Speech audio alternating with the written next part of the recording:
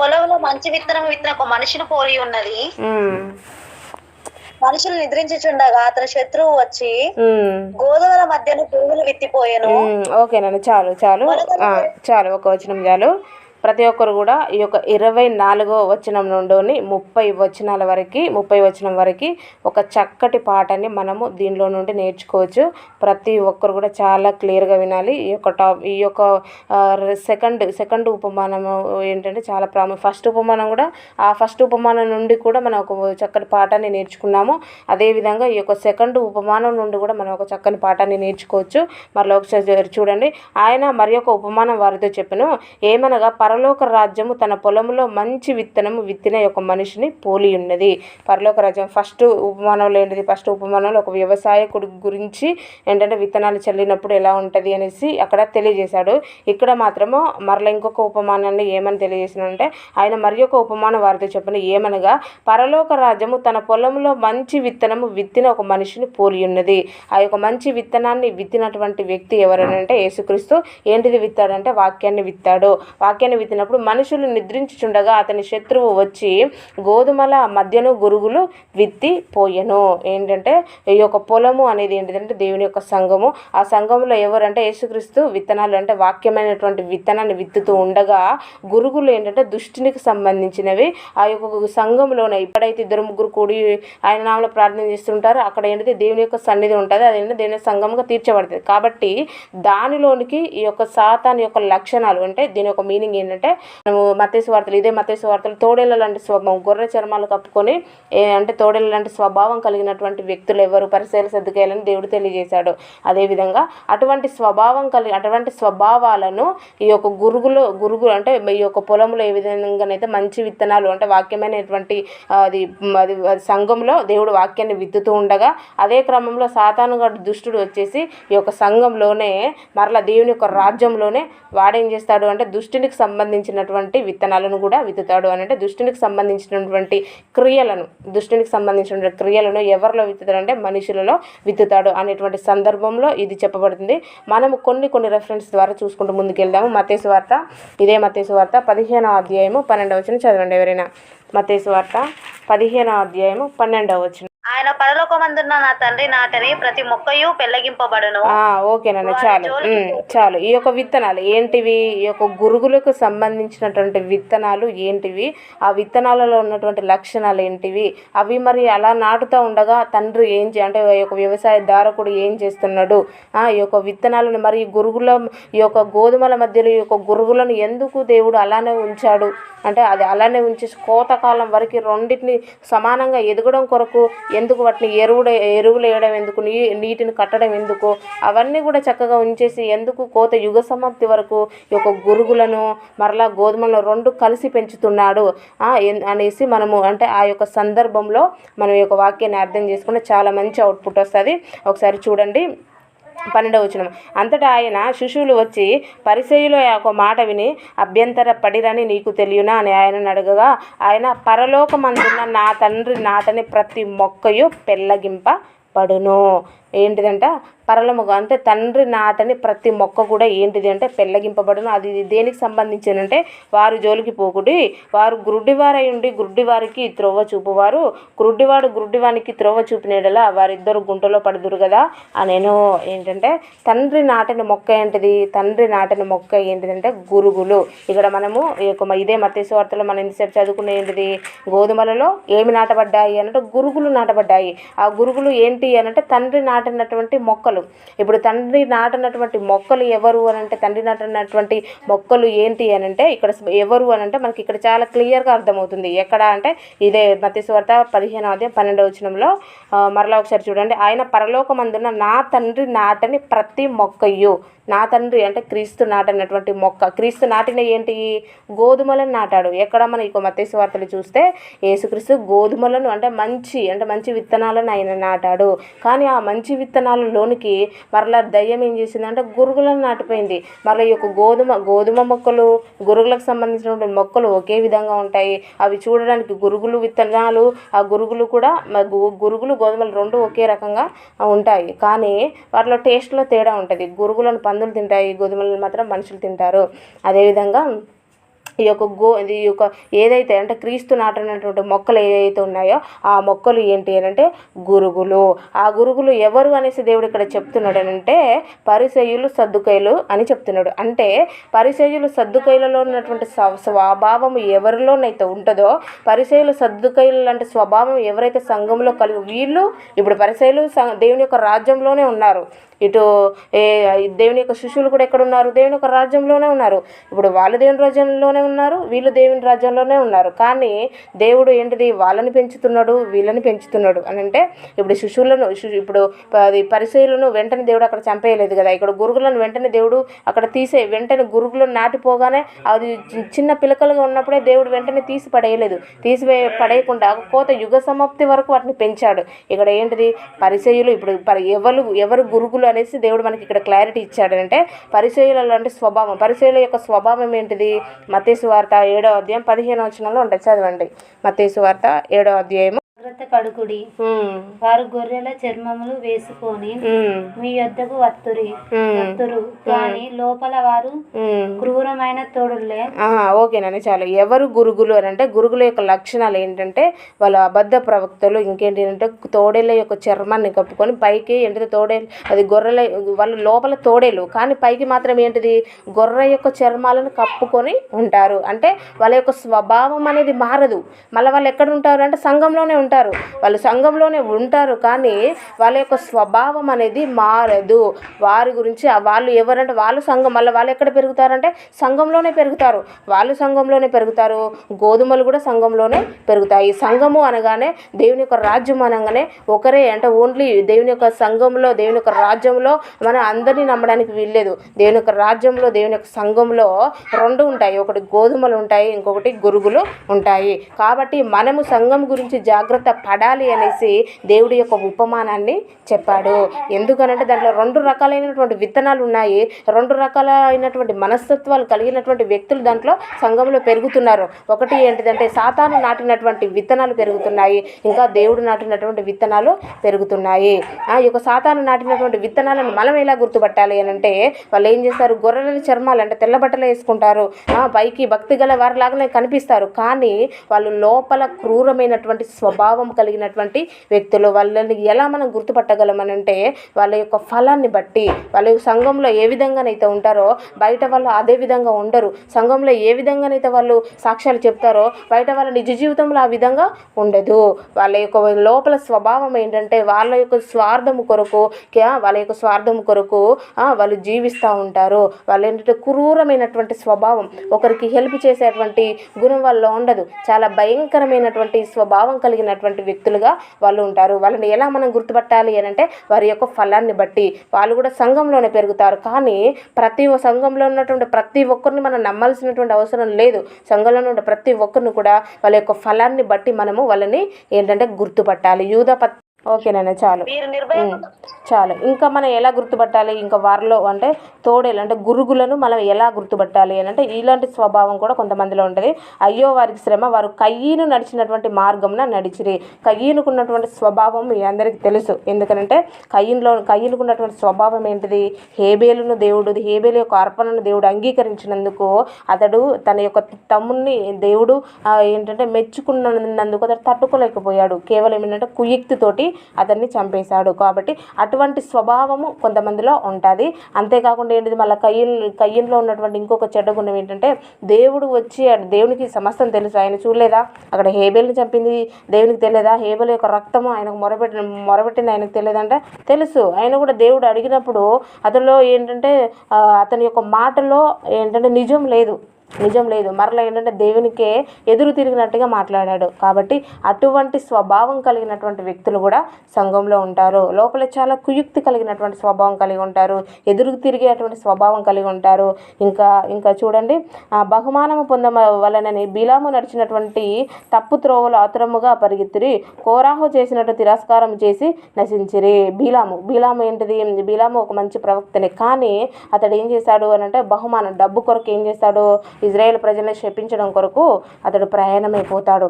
డబ్బు పైన ఎక్కువగా ఆశ ఉంటుంది. వీళ్ళు కూడా డబ్బు పైన ఎక్కువగానే ఆశనే ఉంటుంది. కానీ వీళ్ళు ఎక్కడ ఉంటారు? వాళ్ళ సంఘంలోనే ఉంటారు, సంఘంలోనే పెరుగుతూ ఉంటారు. ఇంకా కింది కోరాహు యొక్క స్వభావం ఏంటిది? కోరాహు ఏంటిదంటే అధికారాన్ని ధిక్కరించేటువంటి స్వభావం. అంటే సంఘంలో నేను అంటే కొంతమందిలో స్వభావం ఏంటంటే కోరాహు స్వభావం ఏంటంటే నేను గొప్పగా అంటే నేను పాడలేనా, నేను ఆ యొక్క వర్క్ చేయలేనా, ఒక యాజకుడు చేసేటువంటి వర్క్ను అంటే నేను చేయలేనా అటువంటి ఒక స్వభావం ఉంటుంది కొంతమందిలో. ఆ విధమైనటువంటి స్వభావం ఇతనిలో ఏంటంటే అధికారాన్ని ధిక్కరించేసి నేను కూడా ఇప్పుడు దేవుడు ఒక్కొక్కరికి ఒక్కొక్క తలంతి ఇచ్చేసి దేవుడు ఒక్కొక్కరిని ఒక్కొక్క విధంగా వాడుకుంటాడు. కాబట్టి అలా నేను ఎందుకు చేయలేను, నేను చెయ్యగలను, చేస్తాను అనేది ఒక విధంగా ఉంటుంది. అతనే ఎందుకు అంటే ఆయనే చేయగలడా, నేను చెయ్యలేనా అనేటువంటి స్వభావం ఉండకూడదు. సంఘంలో ఉన్నటువంటి వ్యక్తులలో ఈ యొక్క గురుగులు అంటే సాతానికి సంబంధించినటువంటి మొక్కలను మనము ఈ విధంగా గుర్తుపట్టాలి. ఇటువంటి స్వభావం ఎవరిలోనైతే ఉంటుందో ఇవన్నీ కూడా ఏంటిదంటే క్రీస్తు నాటినటువంటి మొక్కలు కాదు. ఇవన్నీ కూడా ఏంటంటే సాతాను నాటినటువంటి గురుగులకు సంబంధించినటువంటి మొక్కలు. ఇవన్నీ అవి కూడా సంఘంలోనే విశ్వాసులాగానే కనిపిస్తారు, విశ్వాసులాగానే ఉంటారు. కానీ వారి యొక్క స్వభావాన్ని బట్టి వాళ్ళు గురుగుల లేదా వాళ్ళు గోధుమల అనేసి మనం గుర్తుపట్టాలి. హెబ్రీలకు రాసిన పత్రికలో కూడా ఒక మాట ఉంటే చదవండి. హెబ్రీ పత్రిక 12వ అధ్యాయము 8వ వచనం. మీరు పొందని ఎడల దుర్బుజులే గాని కుమారులు కారు. ఏంటంటే కుమారులు అని వారందరూ శిక్షలో పాలు పొందుదురు, మీరు పొందని ఎడల దుర్బీజులే గాని కుమారులు కారు. కుమారులందరూ ఏంటిది? దేవుని యొక్క శిక్షణలో పెరుగుతారు. ఇప్పుడు సంఘంలో ఉన్నటువంటి దేవుని కుమారులైతే దేవుని యొక్క మాటకు లోబడతారు. దేవుని కుమారులైతే లోకాన్ని ప్రేమించారు. దేవుని కుమారులైతే దేవుడు ఏదైతే చెప్పాడో ఆ మార్గంలో నడవడం కోసం ట్రై చేస్తారు. దేవుని కుమారులైతే దేవుని యొక్క మాటని వింటారు. ఆయన యొక్క స్వరాన్ని అంటే దేవుని యొక్క వాక్యం ఏదైతే బోధిస్తుందో ఆ వాక్య ప్రకారం వాళ్ళ యొక్క జీవితాలను సరిచేసుకోవడం కొరకు వారి యొక్క జీవితాలను అప్పగించి దేవుని యొక్క మార్గంలో నడవడం కోసం ట్రై చేస్తారు. కానీ అది దుర్బీజములు అయినాయి అనుకోండి, దుర్బీజాలు అయితే ఏం చేస్తాయి? ఈ స్వభావాలన్నీ కలిగి ఉంటారు. ఈ పరిసయ్యుల సద్దుకయ్యులు ఏ విధంగానైతే క్రీస్తుకి ఎదురు తిరిగారో వారిలో ఉన్నటువంటి కుయుక్తి ఇవన్నీ కూడా ఏంటంటే వారిలో గొప్పగా అనిపించుకోవడం కొరకు ఏంటంటే వాళ్ళు అసూయ ఇవన్నీ కూడా ఏంటంటే వారి యొక్క ఏంటంటే ఇవన్నీ యొక్క ఫలాలు వారిలో ఉంటాయి. కాబట్టి ఈ యొక్క ఫలాలను బట్టి మనము వారిని గుర్తించాలి. ప్రకటన గ్రంథంలో కూడా ఒక మాట ఉంటే చదవండి. ప్రకటన గ్రంథము 3వ అధ్యాయము 15వ. చల్లగానైనా వెచ్చగానైనా ఉండిన మేలు, నువ్వు వెచ్చగానే చల్లగానే ఉండక నువ్వెచ్చగా ఉన్నావు గనక నేను నిన్ను నా నోట నుండి ఉమ్మివేయను ఉద్దేశించుచున్నాను. ఓకేనండి, చాలు. నీ క్రియలను నేను ఎరుగుదును. దేవుడు ఒక వ్యక్తిని ఎలా గుర్తు అంటే ఎలా దేవుడు ఒక వ్యక్తిని అంటే ఫైండ్ అవుట్ చేస్తాడు అని అంటే వారికి ఒక క్రియలను బట్టి ఇక్కడ దేవుడు చెప్తున్నటువంటి మాట కూడా నీ క్రియలను నేను ఎరుగుదును. నీవు చల్లగానైనను వెచ్చగానైనను లేవు. నీవు చల్లగానైనను వెచ్చగానైనా ఉండిన మేలు, నీవు వెచ్చగానైనను చల్లగానైనను ఉండక నిలువెచ్చగా ఉన్నావు కనుక నేను నిన్ను నా నోట నుండి ఉమ్మివేయ ఉద్దేశించుచున్నాను. ఇప్పుడు గురుగుల లాంటి లక్షణాలు ఒకవేళ మనలో ఉన్నాయనుకోండి, గురుగుల లాంటి స్వభావాలు ఒకవేళ మనలో ఉంటే ఆ యొక్క గురుగులు తినడానికి పనికొస్తాయా అంటే పనికిరావు. గురుగులను ఒకవేళ బై మిస్టేక్లో గోధుమ అనుకొని మనం తిన్నామనుకోండి, అది చేదుగా ఉంటుంది కనుక వెంటనే మనం ఏం చేస్తాం? దాన్ని ఉమ్మివేస్తాము. మన యొక్క పరిస్థితి కూడా అంతే. సంఘంలోనే సంఘంలోనే ఒక మంచి మొక్కలా పెరుగుతున్నా కూడా, సంఘంలోనే ఒక సభ్యురాలుగా నువ్వు పెరుగుతున్నా కూడా ఇటువంటి స్వభావం ఒకవేళ ఉంటే దేవుడు నిన్ను పెళ్ళగించడు. గురుగులను గోధుమలను వెంటనే అక్కడ తీసేయలేదు, పెళ్ళగించకుండా ఎక్కడి వరకు క్రీస్తు 2వ రాకడ వరకు కూడా నీ యొక్క మరణ అంతం వరకు కూడా నిన్ను పెంచుతూనే ఉంటాడు.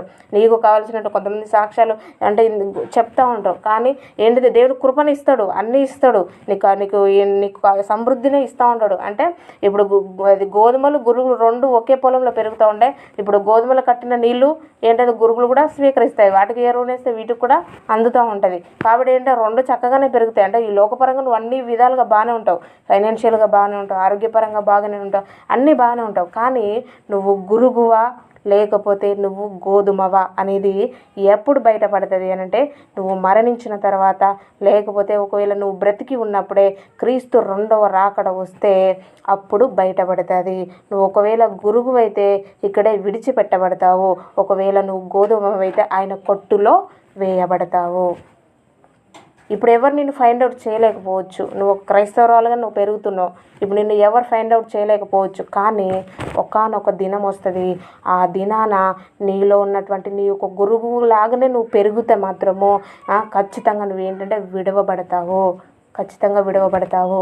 అప్పుడు ఇప్పుడు మనం ఏంటి గొర్రె చర్మాలు వేసుకొని ఎంత నటించినా కూడా ఆ యొక్క స్వభావం అనేది ఒకానొక రోజు బయటపడుతుంది. ఇదే ప్రకటన గ్రంథంలో ఇంకొక మాట కూడా ఉంటే చదవండి. 2వ అధ్యాయము 15వ వచనం. వీరితో యుద్ధం చేసేది. ఓకేనండి, చాలు. అటువలే నికోలయితుల బోధన అనుసరించి వారు నీలో ఉన్నారు. కావున మారు మనసు పొందుము, లేని ఎడల నేను నీ యొద్దకు త్వరగా వచ్చి నా నోటి నుండి వచ్చి ఖడ్గం చేత వీరితో యుద్ధము చేసేదను. ఈ యొక్క అపవాది ఎక్కడ ఉంటాడు? అపవాది ఏ విధంగానైతే గురువుల మధ్యలోనే అంటే వారి యొక్క స్వభావాన్ని పెట్టాడో, అపవాది కూడా ఎక్కడో ఉన్నాడు, సంఘంలోనే ఉంటాడు. సంఘంలోనే ఎలా ఉంటాడో ఆ సంఘంలోనే ఉంటూ సంఘంలోనే బోధన చేస్తూ ఉంటాడు. క్రీస్తుకు సంబంధించినటువంటి బోధ కాకుండా, ఆయన కట్టడాలకు సంబంధించినటువంటి బోధ కాకుండా నిన్ను అద్భుతాల వైపు నడిపిస్తూ ఉంటాడు. నిన్ను ఆశ్చర్యకార్యాల వైపు నడిపిస్తూ ఉంటాడు. నీకు నీకు ఏంటంటే వాక్యము చేత నువ్వు కట్టబడాలి, వాక్యంలో నువ్వు కట్టబడాలి. కానీ దానికంటే ఎక్కువగా ప్రయారిటీ వేరే దాని వైపుగా నిన్ను నడిపిస్తూ ఉంటాడు. కాబట్టి నువ్వు గుర్తెరగాలి. దేవుడు అందుకే మనకి మత్తయి సువార్తలో 7:21 వచనంలో ప్రభా అని పిలిచి ప్రతి వారు నిత్య జీవానికి వెళ్ళలేరు. ఎవరైతే తండ్రి చిత్త ప్రకారంగా వాక్యానుసారంగా ఎవరైతే జీవితాన్ని కట్టుకుంటారో వాళ్ళు మాత్రమే వెళ్తారు. కాబట్టి ఆ యొక్క బోధన అనుసరించి ఒకవేళ నువ్వు కూడా ఒక గురుగులాగానే పెరుగుకుంటూ నేను కూడా గోధుమనే అనేసి నువ్వు ఒకవేళ ఫీల్ అయినావు అనుకోండి, అంటే నేను ఒక గురుగులాగానే నీ యొక్క స్వభావం పెట్టేసుకొని ఒక గురుగులాగానే నువ్వు పెరుగుతూ నేను కూడా గోధుమనే అనేసి ఒకవేళ నువ్వు ఉంటే ఆయన తూర్పార పట్టినప్పుడు నువ్వు ఏంటంటే గాలికి కొట్టుకొని పోతావు. గట్టి గింజ ఏదైతే ఉందో అది మాత్రమే ఆయన తూర్పార పట్టినప్పుడు అక్కడ ఆగిపోతుంది. మిగతాదంతా ఏంటంటే గాలికి కొట్టుకొని పోతుంది. సో కాబట్టి సమస్తం ఎరిగినటువంటి దేవునికి ఒక వ్యక్తి గురించి ఆయనకి మన ఎక్స్ప్లెనేషన్ చేయాల్సినటువంటి అవసరం లేదు. ఎందుకంటే సమస్తమైన అందరి హృదయాలను ఆయన ఎరగాడు కనుక మనందరం కూడా మనంగా పరీక్షించుకోవాలి. నేను సంఘంలో గోధుమ గింజలాగా ఉన్నానా, లేకపోతే ఒక గురుగులాగా పెరుగుతున్నానా? ఒకవేళ గోధుమ గింజలాగా గురుగులాంటి స్వభావము ఒకవేళ కలిగి ఉంటే గురుగులాగా ఒకవేళ మనం ఉన్నట్లయితే మన జీవితాలను మనము సరి చేసుకోవాలి. ఎందుకనంటే ఆయన యొక్క రాకడ ఎప్పుడు ఉంటుందో తెలియదు, మన యొక్క మరణం కూడా ఎప్పుడు ఉంటుందో తెలియదు. కాబట్టి ఆ యొక్క మన మరణం ఇప్పుడే ఉన్నదనుకోండి, ఒకవేళ గురుగులాగా మనం పెరిగితే మనం ఆయన కొట్టులో చేర్చబడము, నరకాగ్నిలోనికి వేయబడతాము. ఆయన కొట్టులోనికి మనం చేర్చబడాలి అని అంటే మనం ఒక గోధుమలాగా పెరగాలి. ఇది మత్తయి సువార్తలో ఇంకొక రెఫరెన్స్ ఉంటే చదువుకొని క్లోజ్ చేసుకుందాము. మత్తయి సువార్త 13వ అధ్యాయము. దానికంటే ముందుగా తీతు రాసిన పత్రిక చదవండి ఒకసారి. తీతు పత్రిక 3వ అధ్యాయం 3వ వచనం. మనము నీతిని అనుసరించి చేసిన క్రియలములోమ కాక తన కనికరం చొప్పున పునర్జన్మ సంబంధమైన స్నానం ద్వారాను పరిశుద్ధాత్మ మనకు నూతన స్వభావం కలుగజేయడం ద్వారాను మనం రక్షించాను. ఓకేనండి, చాలు. 3వ వచనం ప్రతి ఒక్కరు కూడా చూడండి. ఎందుకనగా మనము కూడా మునుపు అవివేకులమును అవిధేయులను మోసపోయిన వారమును నానా విధములైన దురాశలకును భోగములకును దాసులమై ఉండి దుష్టత్వమునందును అసూయందును కాలము గడుపుచు అసహ్యులమై ఒకరినొకడు ద్వేషించుచు ఉంటిమి. కానీ మన రక్షకుడైన దేవుడు ఏంటిది? గురుగులమే. కానీ గురుగులుగా ఉన్నటువంటి మనల్ని ఆయన రక్షించుకొని ఆయన రక్షించుకున్నాడంటే మన గొప్పతనం కాదు. మన రక్షణలోనికి వచ్చేసి మన వాక్యానుసారంగా జీవిస్తున్నామంటే మన గొప్పతనం అంతకన్నా కాదు. మనం కూడా ఏంటంటే గురుగుల లాంటి స్వభావం కలిగినటువంటి వ్యక్తులమే. ఆ గురుగుల లాంటి స్వభావం కలిగినటువంటి వ్యక్తులు ఇవన్నీ ఉంటాయి. దురాశ, ఏంటంటే అసూయ, ద్వేషము, ఇవన్నీ ఉంటాయి. మనం కూడా ఒకప్పుడు అలాంటి స్వభావం కలిగినటువంటి వ్యక్తులమే. కానీ దేవుడు తన యొక్క కృపచేత మనల్ని రక్షించి మనకు రక్షణనిచ్చేసి మన యొక్క జీవితాన్ని ఎలా మార్చాడంటే మంచిగా ఒక గోధుమ గింజలాగా మనల్ని మార్చాడు. గురుగుల లాంటి స్వభావాన్ని మనలో నుండి తీసేసి మంచి స్వభావాన్ని మనలో పెట్టడం వల్ల మనము అంటే ఈరోజు ఈ విధంగా ఉన్నాం.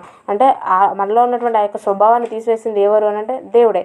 కాబట్టి మనలో ఉన్నటువంటి స్వభావాన్ని తీసేసినటువంటి దేవుడు ఇప్పుడు గురుగుల లాంటి స్వభావం కలిగినటువంటి వ్యక్తులను దేవుడు సరిచేయలేడంటే చేయగలడు, కానీ వారు ఏం చేయాలి అని అంటే ఎవరు కూడా నశించడం ఆయనకి ఇష్టం లేదు. ప్రతి ఒక్కరు కూడా ఏంటంటే రక్షణ పొంది ప్రతి ఒక్కరు కూడా నిత్య జీవానికి వెళ్ళాలి అనేది ఆయన యొక్క కోరిక. కాబట్టి వాళ్ళని కూడా దేవుడు మార్చగలడు. కానీ ఎవరిని దేవుడు మార్చగలంటే ఎవరైతే వారి యొక్క జీవితాలను దేవునికి అప్పగించుకుంటారో వాళ్ళను మాత్రమే దేవుడు మార్చగలడు. మరలా ఒకసారి మత్తయి సువార్తకు రండి.